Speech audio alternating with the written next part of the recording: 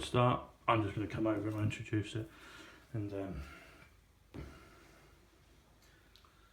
PHANOTRON. Yeah, PHANOTRON. PHANOTRON. I'll say it once, that's enough. Excellent. Okay. It's the same surname as George Michael, so. Are you related to him? Yeah. Okay, I'll get to George. A touch. I'll get to George. Okay. Okay. Hi everyone, it's Tom Bushnell here again, and today I am with Jake PHANOTRON. Correct. Correct pronunciation. I've always known Jake as Jake. We've known Jake. No one knows my surname, do they? No, you're just known as Jake. PHANOTRON. But Jake is good. Jake is good. For those that don't know, many will, but for those that don't, Jake is the owner of the Wellington Knightsbridge nightclub in the centre of London, which is really a celebrity nightclub for all world famous stars, and also used to be the owner of Brown's as well, which was very similar over a decade and a half ago. Yeah. So, and really, Jake is the man that knows pretty much everybody in showbiz. So I wanted to pick your brains, and we've known each other since I think 2003, Jake. Yeah, that's right. Yeah, No, I came along, knocked on the door. I don't know if you remember this. Yeah, actually. I do. You Remember, do. Yeah. And I came along and said, oh, how can I help you? I think it was like 4 o'clock in the afternoon. Yeah. And I just said, oh, I wanted to find out about the club. And you were very forward at the time. Was I? But I liked your honesty. It was good. Yeah, thank you. I'm kind of like that. People that know me, I'm quite forward. Now he's hounding me with interviews. There you go, I'm hounding him, yeah. But I remember you said, oh, I think you've got to be referred, but you liked me. You said, I'm the owner, you can join. Yeah.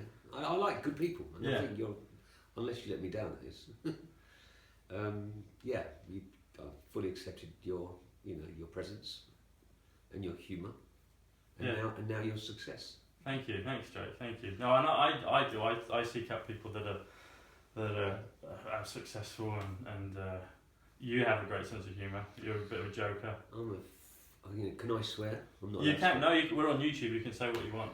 You can say what you want. It's totally uncensored. I think I'm totally misunderstood because behind the scenes I'm quite shy. Yeah. But I regard my work as entertainment. So once the curtains come down, and they've been coming down now for some 30 odd years. Yeah. 15 at Brown's and now 16 into Wellington. And once those curtains come down, I'm there to entertain. And when people leave, there's very few that leave without a smile. Yeah. Unless you haven't got a sense of humour and you don't understand my method of speech. I'm polite, I'm honest, and I'm actually a good person. Yeah, I can vouch for that. That's one thing. Well, I was going to bring that up later, but now we're talking about your characteristics. For those that haven't met Jake is, as you see him, he's very laid back, but he's also a businessman, an entrepreneur, very clever, very well mannered, but also knows when to joke and have a laugh. And I think you've got a bit of devilment in you as well, which I appreciate. Total devil. Yeah. In fact, there's a neon sign in the club that says "The Devil Called My Name," and it's a beautiful piece of art. Yeah. And it came from a guy called Chris Braisley, who unfortunately died recently, suddenly. But he's like the king of neon. Yeah. And he said to me, he called me one night. He said, "I want to do something special for you, for the club. I want you to not just jog down something that refers to you." Yeah. And I'm called a devil, but in a nice way. Yeah. And it's like the devil called my name, and I just wrote it's my handwriting, and it's in the club, and everyone comments about the devil that called my name. Yeah. Devilish. Not devil. I mean, devil's awful. But no, but devilish. Yeah, a bit of a wicked, a cheeky side, a fun side. Someone that likes to have a good time and have a laugh. And when I'm at work, that's exactly what I try to do. And last night was no exception. I mean, I had a couple of girls that were students. Yeah. Beautiful, absolutely stunning. And my background, I'm Greek. Yeah. And these two girls were Greek also, but are at college at Canterbury, in Canterbury. And the DJ who originates from there brought them up last night. I mean, I was mesmerised by how beautiful they were. Yeah. And one of them spoke to me in Greek and said, "Milaski Brega," that means like, "Do you speak Greek?" Okay. And I went, and then I went into one, right, because I can speak fluent Greek, but I never get a chance to speak Greek.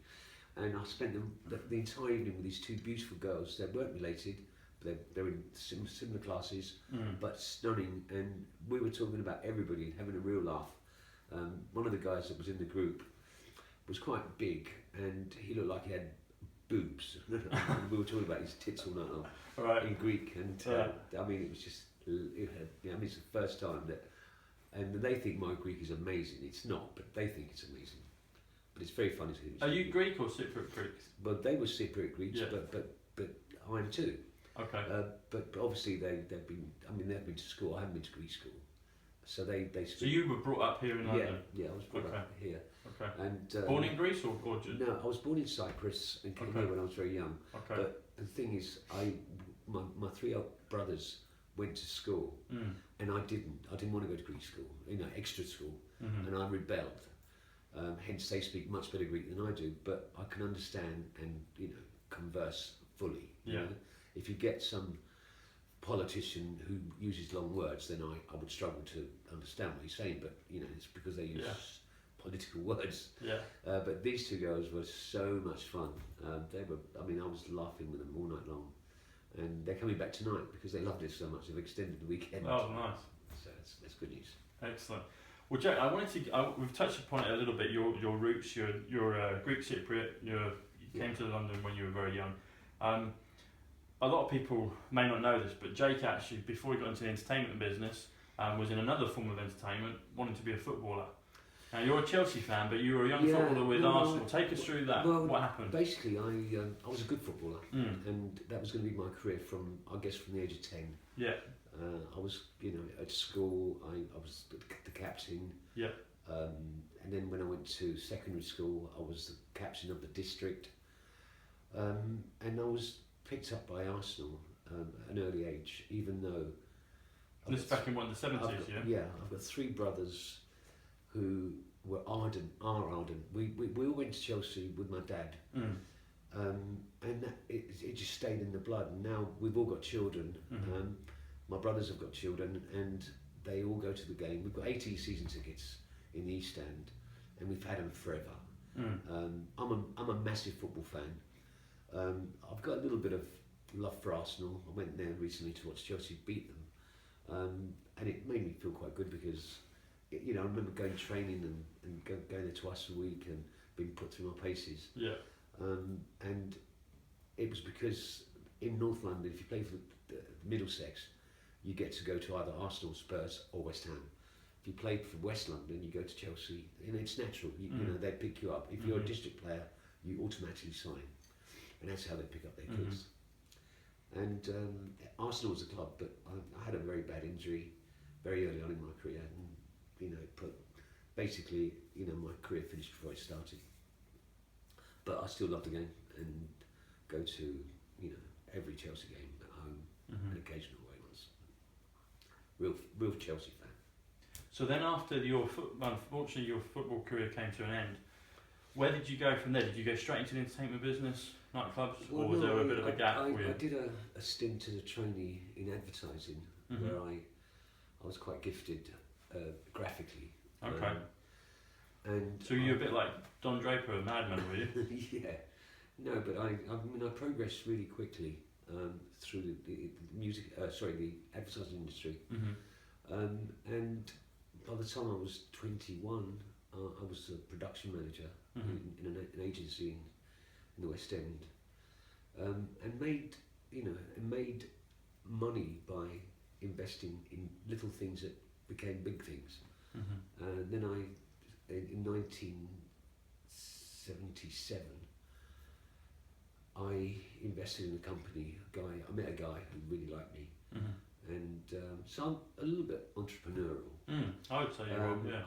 I had at the time I had something like 25 grand, and he wanted me to be a shareholder, and I went into it with my eyes wide open. I thought I could trust the guy.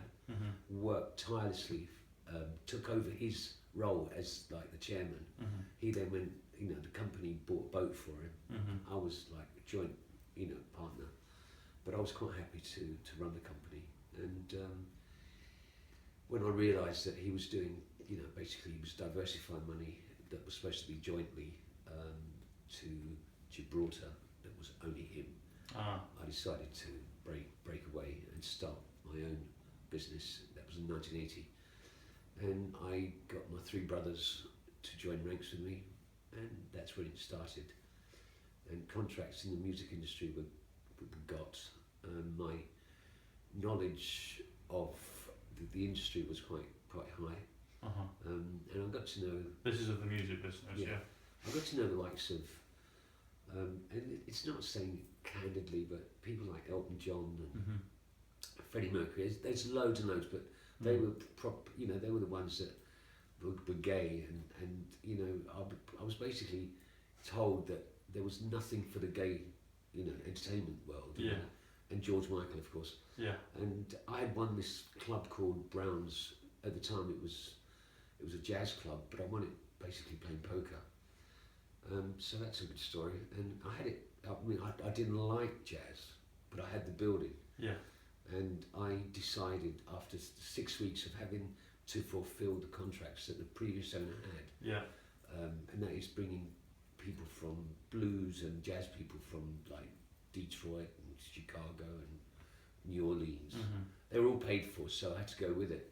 But as the owner of a jazz club, it didn't ring true for me. I didn't like it. Okay. Yeah. So once I fulfilled all the contracts, I noticed that jazz people basically were turning up at the club, and even though I don't like jazz, I was there as the owner, and at the end of the night, you just see people leaving little bottles, so they don't buy money drink. Yeah. It was a complete loss. Yeah. The poor guy's name was Joe. Oh God, what's his name? Joe.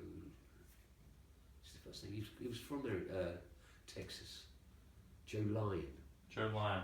Okay. He owned it, and he was this big Texan oil man. Yeah. And he invested all this money. I mean, he splashed something like 1.5 million then, which was a lot of money, into a jazz club trying to do Ronnie Scott's, and he failed. And so anyway, I got this club, and it was empty for about a year, and I wasn't quite sure, but there was income coming from the offices above. Okay.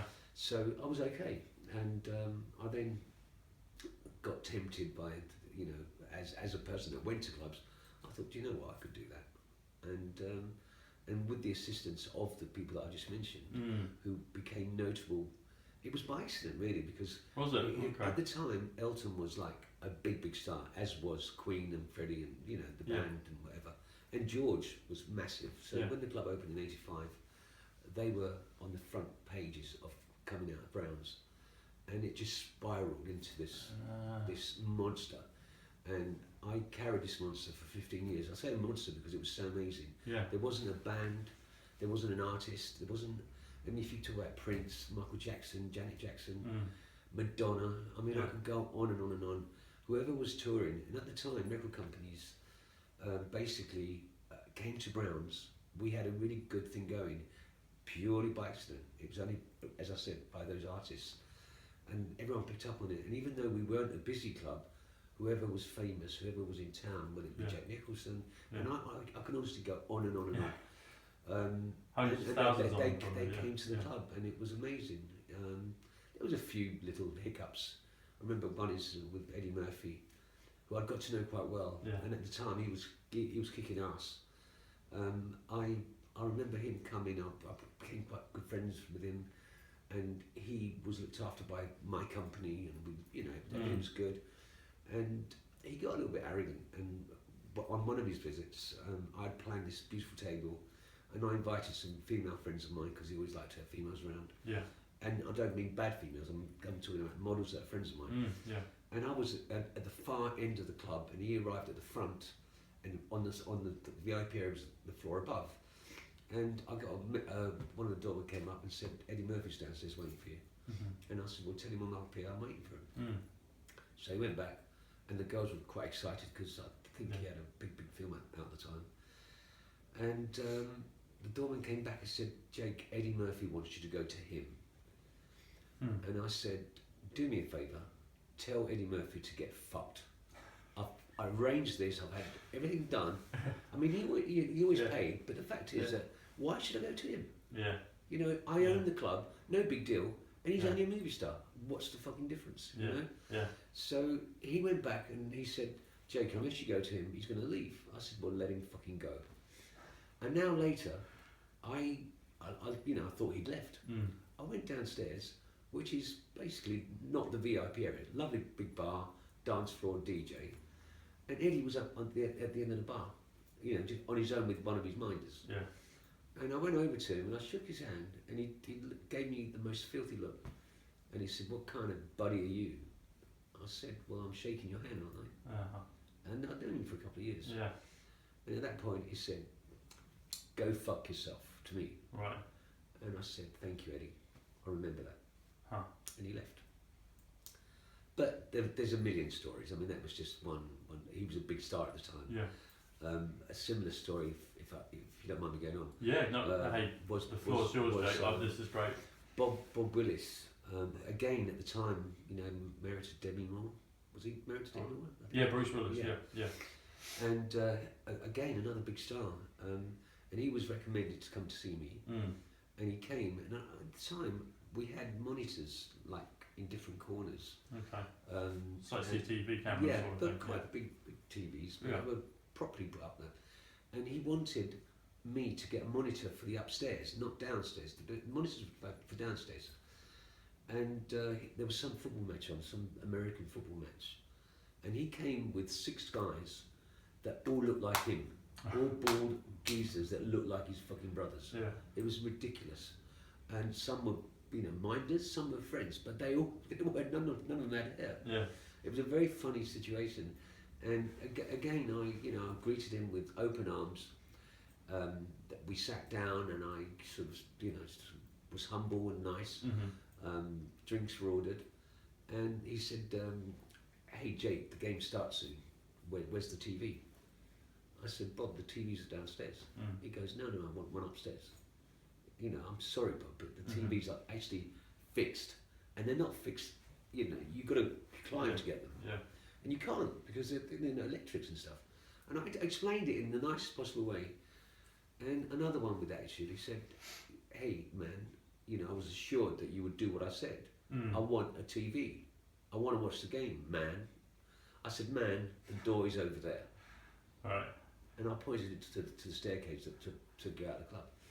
And up he got with his 6 fucking bald friends, and one by one they followed him. Huh. And what annoyed me about that was, because it was his first visit, I thought that I would get paid for the 6 drinks. I wasn't going to do it free. I don't do things free, because wherever I go, I pay my way. Yeah, sure. Wherever I go. Yeah. Apart from Virgin Airways, where I've got, I don't have to pay. But what I'm saying is that, I don't, you're a movie star. Yeah. You have expenses. You have, you get paid hundreds of thousands of dollars for a movie at the time. Yeah. And I was angry that I let him go without paying, but that was another little hiccup. So Bruce got a bit EPIA on you at that time. Have you seen him since? Is it No, Okay. that was a long time ago. But another one that I, ironically, I was really good friends with Whitney Houston. Again, caused by her touring in London. The record company brought them to us. I became friends with her, and over the next 2 or 3 years, I got to know, the team of people that she had behind her. Yeah. She was a beautiful, beautiful person. I've never met anyone so gorgeous and so successful and so big at the time. And she met Bobby Brown, and who I also knew from another label, again through touring. Yeah. And they got together, and I knew them separately, but when they were together, I assumed that we would be friends exactly as we were. And I remember they came to the club together before she got onto drugs and before she became a nightmare. Not as a person, I'm talking about as a drug taking diva, which cost her life in the end. Yes. And we were sat down. There was Bobby. I had a couple of girlfriends who were with me before they arrived, and he had his brother with him, and I think she had her brother with him. There was an entourage of people, and we all sat together, and Whitney and I were just laughing because we were talking about the last tour, where I went to the show with George Michael and a group of people, and George, artists always get jealous of other artists, and because the show was so successful, halfway through, because we were all together, we had 2 cars, and he was like the band leader. He said, "Guys, we're leaving," and the show was amazing. Mm-hmm. And I was telling her the story, and I touched her leg because I'm quite not touchy-feely, but I'm quite. You're good. You're yeah, everyone loves you. If I touch you, it's not because I'm trying to hit onto you. Yeah. And at the time, I remember Bobby fucking Brown talking to the two girls that I was with that were stunning. Uh-huh. And making himself busy. He was like in the charts at the time, so he was quite well known. Yeah. And the girls were very young and kind of like taken back by the sky. More so by Whitney, but because he was with her, they were kind of, you know, talking to him. And I remember, and he saw me touching Whitney. Do you remember that show you did? And I did that innocently. Yeah. And he said, "Hey Jake, take your hand off my bitch," like this, right? And I said, "Bobby, we're friends, man. Yeah. Don't be a cunt." Yeah. And I said that, you know. He said, "Well, just know where you stand. That's my bitch." Yeah. He was laughing because he's so stupid. Yeah. Anyway, he went back to the two girls that my two friends. Yeah. And you know, he actually gave them. I think when Whitney went to the bathroom. Anyway, he wormed his number to the girls. Right. Okay. Which shows you what an absolute cunt he was. Yeah. And that's another little story, but also he ran up a big bill. One of my companies that looked after him, he ran up a bill, and then what he did, he came to the club in a Bentley that I provided for him, a brand new Bentley, which was part of the deal. And he was, you know, the record label. I mean, at the time he was kicking ass. So the record label then refused to pay the bill. But what he'd done, he had a tantrum. The car was right outside Brown's, and he went to the car, brand spanking new, and he jumped on the bonnet. Sorry, jumped on the roof, and was jumping on it, and it actually buckled. Caved in. Well, it didn't cave in. But yeah. But you know, that's part of the car. It's the whole thing. Yeah. It was a big job, and I was assured that he was going to pay. He then fucked off to LA unannounced, and I waited. Oh my God, I waited a long time. The record label just blatantly refused. They wanted to help me, but they couldn't. Okay. Because their hands were tied. Yeah. And it was an excuse for me to go to LA, but I went to LA to get the money. And I remember going down to Wilshire Boulevard where there was these huge offices where he had his management company. And do you know what? I got every penny. I got paid on the day. I went there and I proved and I showed them. Yeah. So the company did it, or Bowie did it? No. I mean, the company managed him, and they obviously could. Yeah. But they paid in full. But it was like, you know, it was a little trip for me. Yeah. I enjoyed 3 or 4 days, and I actually came back with money. So it was quite worth it. Job done. But he, it's really weird because when he married Whitney, they got married, didn't they? I think they did. Did they get married? Maybe they didn't get married. But I remember he was staying at the Conrad Hotel, where at the time a lot of artists used to stay, and he would have his suite on one floor, and then he'd have his floor with Whitney, but it would be like 2 below. And I remember going back to his suite when I think Whitney was performing, and so he had a party suite, but it was like quite naughty. But then sort of at the time, that's how he was. And it's very sad really, because she was the most adorable human being you could ever meet. And she went from being originally a gospel singer in a church to being a world superstar and a beautiful person in and out, to being with this fucking horrendous junkie come lowlife scumbag, which is what he turned out to be, sadly. But whatever hold he had on her, he took her right to the top. I mean, in terms of heaven. Yeah. Very sad. Yeah. But how long has she been gone now? About 5 or 6 years. 5-6 years, isn't it? Something like that. Well, her daughter died, didn't she, last year? Yeah. Christina Bobby. She died of the same thing. Right. Drowned in the bath. I couldn't believe it. Wow. Very sad. That's interesting, Jack, because that was one of the questions I had, but you've explained it. I was always curious how Browns became Browns, But you've laid it out what happened, you know. And tell me about the poker bit, because you sound a bit like Han Solo winning the Millennium Falcon in a game of poker. With the poker thing, I remember. I mean, it was something that I really loved, but unfortunately, there wasn't too many people that wanted to play, because if you could play, you've got to find the right team. It's more popular nowadays, isn't it? Yeah, now it's become a huge thing, but at the time it wasn't. And I remember around 82, 83, I was heading home from the West End, and at the time I used to do a Monday late night, and it involved collecting money from various sort of hotels for work done. And I always wear a suit on a Monday because I would see these hotels, and I would collect the money, commission accordingly, and then at around 11:30 I would head on home. I would drive home. But one particular night, I'd been to Stringfellows before. I thought, fuck it, I'll stop and have a drink. And I went in. I ordered a bottle of champagne, and it's totally wrong to say this now, but I drank and drove, but I was perfectly sober. You know, I mean, it's much more serious now, but at the time it was kind of like acceptable. Okay. Not to the police, but to Yeah. And I remember being at the bar looking really good, and this like rather strange guy. His name was Axel. He's still around now. I saw him recently. Yeah. A lovely guy, but at the time he was a bit thuggish.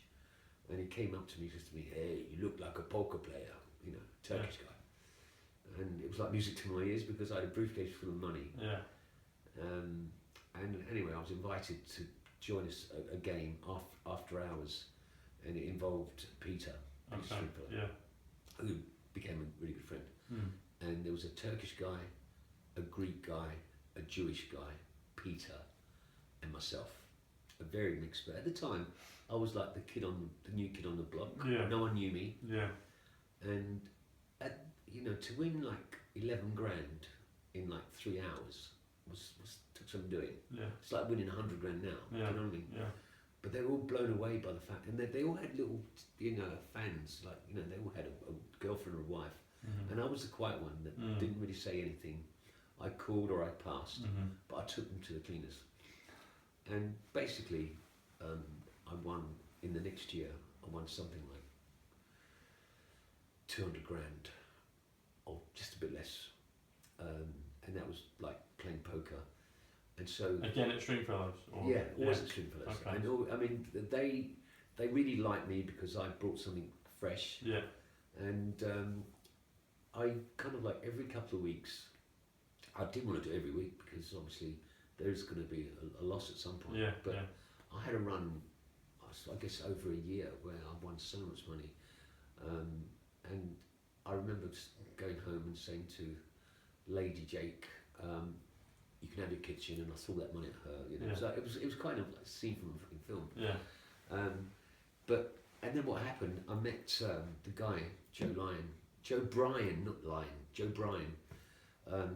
at Nebworth House. There was a big function there, and I was sat next to him, and this poor chap was asking me questions about me, as Americans do. Yeah. Because to be there, it was quite something, Yeah. And I was privileged, and he then started telling me. So when I say I won the club playing poker, it was out of the money that was actually at home. Okay. From winnings. Okay. That I said to him, look. So it wasn't because I was thinking it was maybe a big game and someone said, right, the stake is... No. I mean, I won the club because that's what paid for it. But what happened, this guy was crying. He was like, he's done all this money. Very wealthy man, Joe Bryan. He was this lovely old guy, big, fat oil man. And he took a liking to me, and he said to me, "Do you want to buy a club?" And I said, "What club?" And he told me, and I said, "What, that jazz club?" So I know my stuff. And he goes to me, "Yeah, I've just blown $1.5 million in less than 2 years. It's like a thorn in my side, and I just want to get rid of it." And I said, "You've blown, $500,000 at the time. That was a lot of money, $500,000. And I said to him, "What do you want for it?" He said, "Well, look, there's rent coming from the floors above that amounts to 70 grand a year. And I was quite cheeky. I said to him, I'll tell you what, I'll give you 100 grand tomorrow in cash. Okay. Bear in mind, there's 72 grand coming every year from rental income. So good, yeah, okay. And he said to me, are you serious? Make that 200 grand. In the end, I agreed on 115. 115? 115. 115. So, I mean, it was like, yeah. I mean, I could afford to just leave it there and get the 72 per yeah. year. And, yeah. So he just wanted to cut his losses. He just wanted out. Yeah. Poor man. That was low hanging fruit. But it was again a stroke of luck that I had, and then went on to enjoy for the next 30 odd years, because I sold Browns in the year 2000, not for any other reason except we'd had problems with the police. There was a lot of there was some corruption going on within the police in Holborn. You know, people that came from other stations that made attempts to get money from me. Okay. And then we got raided. They arrested a drug dealer that I knew was operating there, but I felt sorry. You know, I felt for him at the time because he had loads of children, and he was permitted to do it for the music industry. Because every night, whoever came into town, if they wanted to have drugs, the guy was there only for a couple of hours, and he'd come do his job. Yeah. I had no involvement whatsoever to do with buying drugs from him or even doing anything with him. He was just a very nice man, a dear person, and he let his guard down one day, and basically the police did a year of research. I mean, they bought membership, like a guy and a girl. Undercover cops. Yeah. They looked like clean as a whistle. They looked like pop stars. Okay. And for a year, they would come to the club. There was 4 of them, but there was 2 boys and 2 girls, and they tried to get into the VIP room, which they could never do.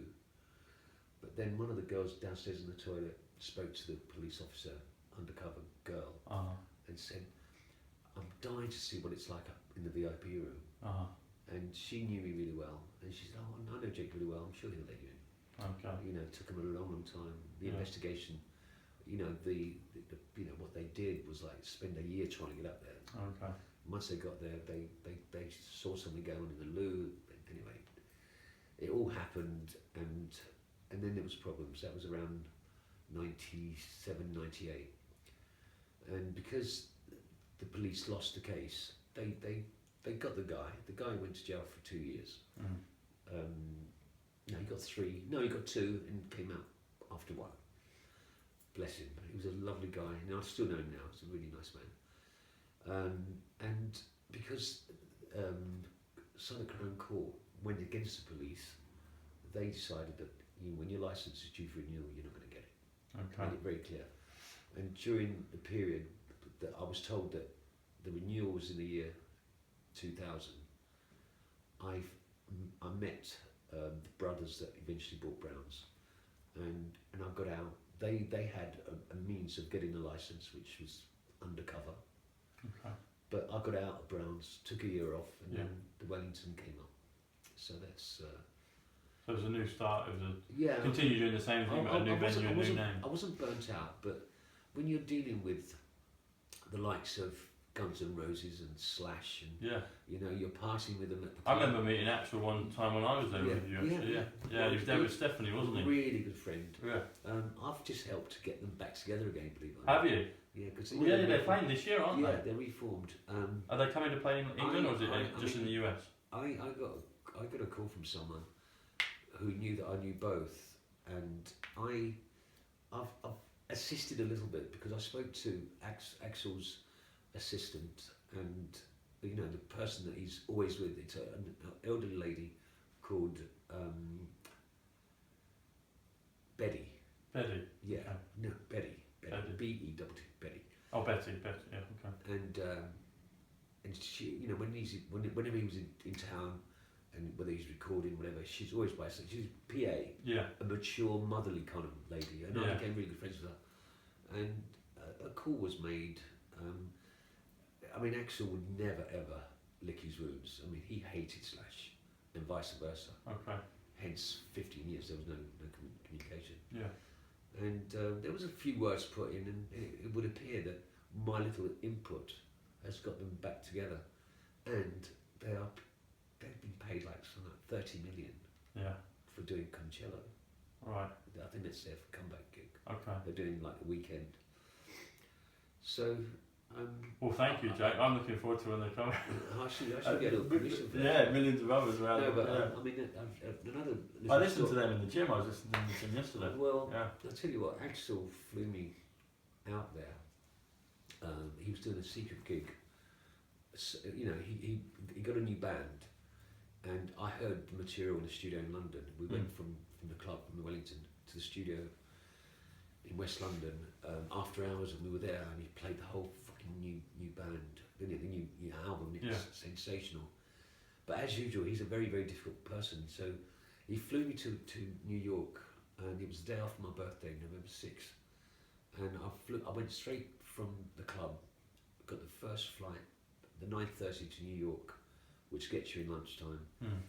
And I was picked up, taken to the Ritz where he was staying. I had my own suite.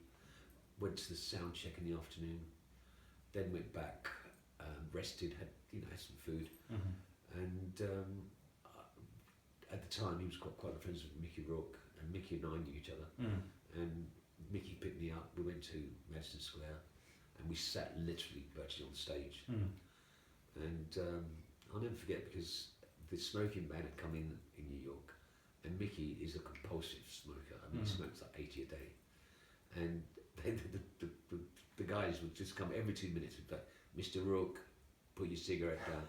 There was a mountain and little volcano. I remember Axel. I gave him a Stephen Webster double skull ring, which was I had, and he was a man of skulls, and he noted it on my finger, and I gave it to him. And during the show, he actually said, "There's a guy over there called Jake. He's from London, and this ring was a gift from him." It was like really quite special. Now after the show, only Mickey Rourke and I were allowed in his dressing room. It was quite, Yeah. And he was a big star. I mean, the place was rammed. There was 20,000 people there, and the irony of the whole thing was, the party was at Soho House, but it didn't start till 3. So Axel came off stage at nearly 12. He overran by about an hour because he was an hour late getting on stage. It's typical him.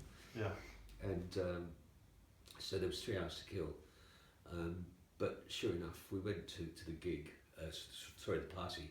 Soho House cleared everyone by 3, and at 3, Axel's party was there, and it was from 3 till 7, I think. They got some kind of private license. Yeah. And it was just full of unbelievable women from New York. Yeah.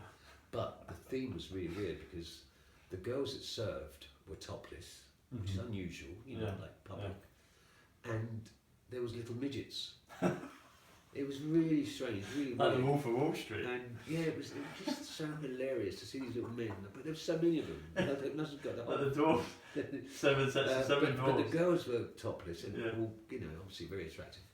And of course Mickey is a complete fiend. You're not allowed to touch the girls, but he was constantly trying to grab their tits. That was a real party. But there was a sad ending to that because I remember going back to my suite. I hadn't been to bed for 2 days. I had this huge birthday on a Thursday, and I couldn't get through to my home. I couldn't get through to Christian, who I work with, my son. And I was like, couldn't get through to anyone at the club. There was something wrong in my eyes, And I didn't sleep. I was anxious because no one would answer. And eventually, I got through. Eventually, I got through to someone who said, "Look, Jake, I can't hold it back. Christian is in hospital. He's had a fright. My birthday was quite stressful. Like a panic attack, sort of. Yeah, but it was like a heart murmur. I mean, I'll show you a picture of Christian if you don't mind. Yeah, sure. He just recently got married, but I just saw this picture. And we worked together. Yeah. That's him. That's Christian. Yeah, that's him, yeah. So basically, there was one incident with a guy who was the son of a friend of mine, a young guy, but he was a complete fucking wanker. And he caused Christian so much stress, and the combination of the stress plus the intake of whatever he took, he went home and basically was taken by ambulance, and he was wired up. It was a minor heart attack, but Christian was a footballer too. He was at Chelsea. Yeah. Great footballer and the fittest person, even as I speak. You know, he could go to the gym and run 10 miles like that. Well, I remember him when he was there, when he had his ponytail, and he looked, you know, he always looked in good shape. Yeah. I mean, he got married recently. Anyway, he was in hospital, and no one would pick up. So when I eventually found out, my thought, I hadn't even got into the bed, believe it or not. Well, I got into a little bit of the bed, but it was a huge fucking bed, and I was anxious. I knew something was wrong, so I then phoned Virgin. There was a flight that left at 6:30 on Saturday evening. Then with the time difference, it gets you in at like 5 o'clock in the morning. Heathrow. Yeah. And so obviously went straight. By then he was discharged, thankfully. But it was like, you know, it was a great thing, and then suddenly it ended it. You know, I remember being on the plane, and I was able. I mean, because it was Virgin, and I've got this facility, and I had the worst feeling. I just thought that something tragic happened. You know, because he was wired up. That's what they said. He's, you know, not in intensive care, but and it was awful. And you know, I had my own panic attack because I wasn't with him. Do you know? Yeah. How long ago was that? What year was that, Joe? It's actually long. It's 2007. 2007. Okay. How time flies. Fuck. But no, he's fine now. No. I mean, he was discharged. I mean, I think it was just a combination of whatever he consumed, coupled with stress. It can have a reaction. Yeah, sure. And I'm not saying that, you know, whether he had a bad line of cocaine, I don't know. The fact is that this fit young guy was taken away, and not knowing for the 6 hours you're on a plane. Yeah, that's coming back from New York is much better than going there. I mean, I nearly had my own panic attack. But that's just a little minor thing. But the actual going to New York, being picked up, having this beautiful suite, the behaviour of Mickey Rourke, going into the dressing room, the announcement on the ring, was all amazing. And then suddenly you get brought down to earth. Yes, yeah, the highs and lows. So, one thing you mentioned, I think just before we started, was George has a very close, same name, last name as you. Yeah. A relation? There is a little link. Yeah. But George Michael, this Yorgos Kiriakos.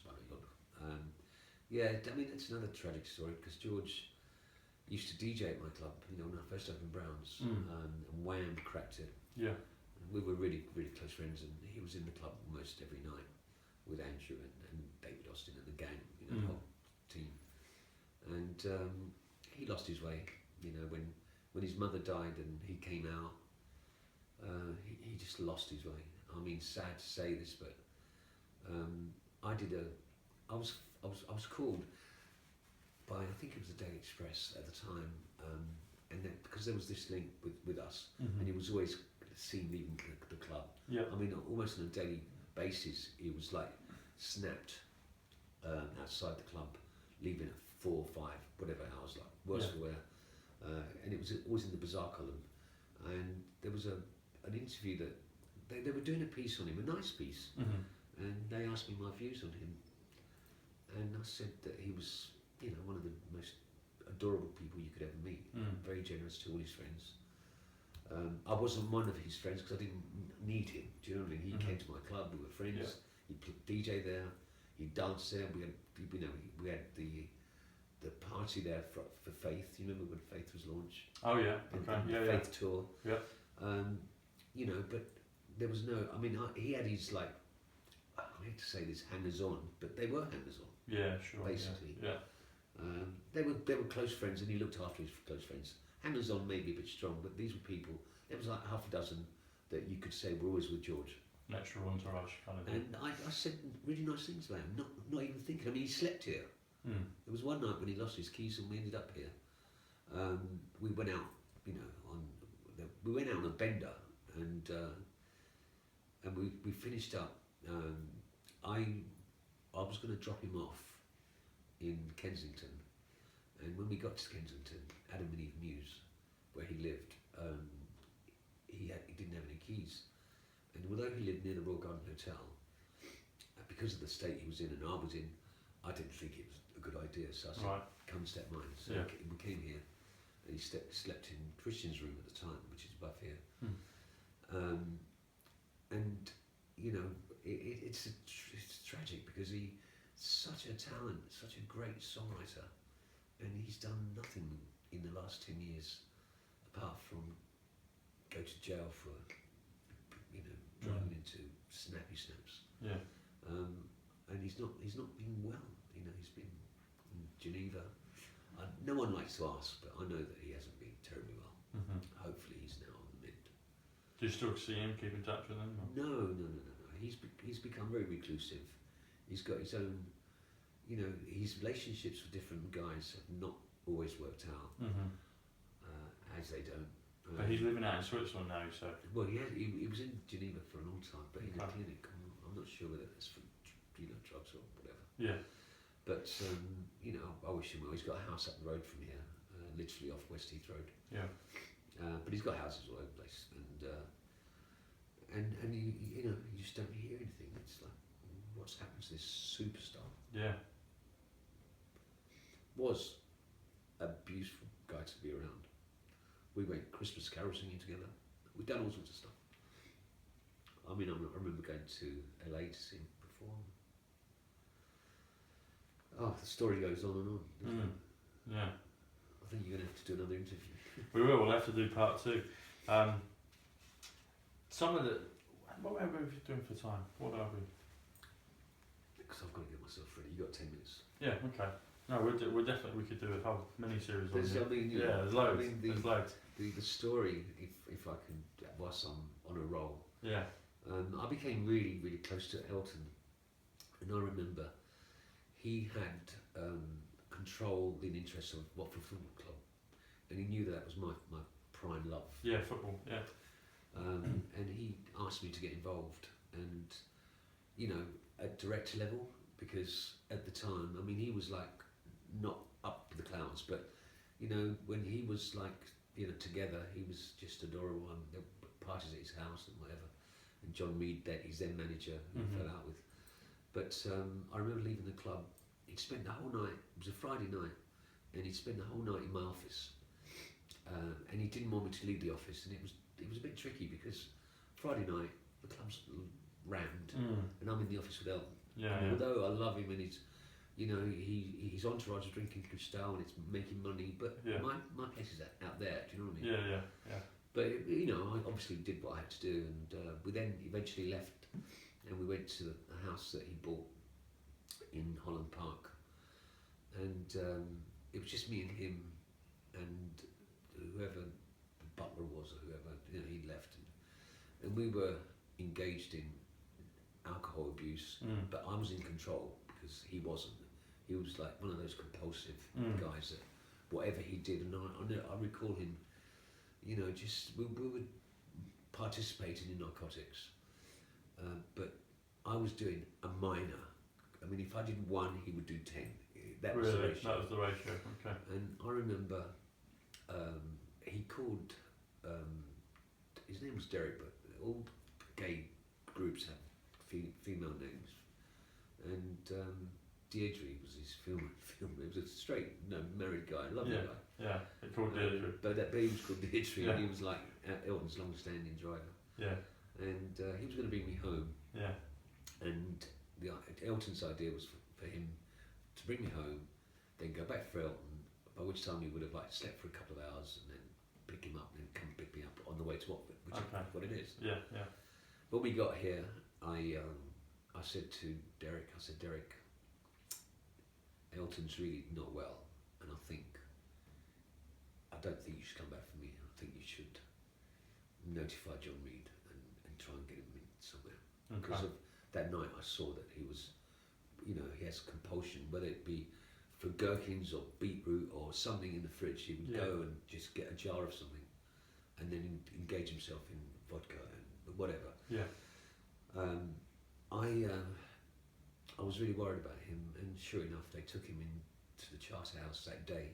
It was a Saturday, and then I wasn't allowed to see him or speak to him, because at the time I didn't know that if you are AA, NA or any of those things, you're not ever allowed to see the people that you were ever doing it with. Okay, right. Unless you actually know the rules. I didn't know the rules, and of course because we were so close, and there would be phone calls, and I always phoned the office to see how he was. I never wanted to phone him direct, but I just wanted. I was in touch with the people that looked after him like all the time, and no one was able to say that he couldn't speak to me. And it was only 4 years later when, again, I was in LA. And there was a place called the Dome, and I was staying at the Sunset Marquee where Elton was staying, and a lot of other people that knew him. And I didn't know Elton was in the villas, but later I found out. But I was told that John Reed was having his birthday party at the Dome, and I remember in a cab on my way to the Roxy, I stopped at the Dome, which you pass. It's like, at the time it was the place, and I wrote a message for him, for John Reed, and put it in an envelope from the hotel, and I went in, I said to the maitre d', could you please give this to Mr. John Reed? And he said, well, why don't you give it to him yourself? And there was like a room divider from nearby, and the party was beyond, you couldn't see beyond. And I went behind, and Elton was on the first table with John Reed, Stallone, George, Lionel Richie. It was like an array of fucking superstars. Yeah.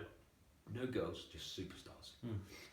And Elton saw me, John Reed had his back to me, and I didn't know what quite to do. I didn't know whether, I wasn't actually observing Elton, but I knew John Reed was just behind them. So that was my first thing. Then I saw, obviously, all these other people that I'd seen before anyway. Yeah. And at that point, Elton got up, he came over, it's 4 years after, and he gave me a huge hug, like a bear hug, and he had tears coming down. And then he explained to me why. And of course John Reed was lovely, as always. Again, very gay, but we were friends for a long time, and he was really blown away with the fact that I wrote this message for him, and I was asked to stay, but I didn't, because it was a huge, I don't know what birthday it was, but it was a galaxy of superstars. So that was Elton's sort of stopping. And you know what the sad thing about Elton, who I still would love him forever. He's gone on to become, I don't know, in Las Vegas, he's been doing years of performing every night. He's a performer. He's married to Furnish. Furnish was never keen on me when he was with Elton. When Elton first got with him, because I think he sensed a bit of jealousy. Okay, yeah. And he was nothing wrong happened except once when Elton was performing at the Albert Hall after we'd made up, and I was invited into the box that Furnish was in. That Elton had two boxes, and I was like 2 or 3 down, and Bob Halley saw me. Bob Halley was Elton's right hand man, and he invited me in, and I was like, because I knew everybody there. It was really nice, and then Furnish was in the box next door, and I'd seen him, but I didn't speak to him. He was there, and then a security guy came in and said, "Mr. David Furnish would like you to leave the box." It was during an interval, right? And I was quite humiliated because Bob Halley took me there. I didn't have to go there. I was in another box, but that was David Furnish's way of saying, like, you're not welcome. Right. But then I saw Elton after the show, and he was as good as gold. It was a gay charity event, a money raiser, and there was an after show thing which he attended. Normally he'd just go straight off, but I think part of the deal was that he had to sort of meet and greet some people. Yeah. And he found the time to come and give me a hug and shake my hand. But he hasn't had what I would call a hit record since he stopped doing drugs. Since he stopped? Believe it or not, Right. the highlight of his amazing songwriting with Bernie Taupin and success was when he was on it. Yeah. And I mean, apart from Lion King, which do you remember all those classic albums, those classic songs? Do you remember Goodbye Yellowby Road and like Malibu and those? I mean, so many fucking great records. And since then, the creativity of, in my opinion, Elton's songwriting has gone. Yeah. But he has, a catalogue of such amazing albums that he can still play. Yeah. And still does. I mean, earns millions every fucking night. But I did see him perform on numerous occasions, and he was an absolute storm. He invited me to a tour in Miami once, and it was when Vitas Garolitis was found dead, and Vitas had a practice session with Elton a couple of days before he died. Right. And Elton was performing, and I was part of the group, and we had an entourage of cars, big cars, that took us to the show, this huge, great bowl thing, and we were behind stage, and when Elton come off, he gets into the first one, and then the rest follow back to the hotel, which was the Sunset. So, I mean, I've had great times. Yeah. I mean, some of the parties that Elton threw were just unreal, and always incredibly generous. Yeah. Like gifts. When you arrived, you had Theo Fennell gifts, or Tiffany, or I mean, it was always amazing. Or Cartier. Yeah. And everyone had a different gift. He would go to those stores. And I think at that point we should stop. Yeah. We'll do a part 2, 3, 4, 5, 6. I mean, you've got nothing here. You've got all those questions. You didn't ask anything. There's plenty more to ask. So well, thanks, Jake. It was a pleasure. I think you've got a little. We've got a little taster there. You got a little taster. We've got a little taster. And I prefer actually to talk to you rather than write it. Do you know what I mean? Yes. Well, it's good because anyone can just listen and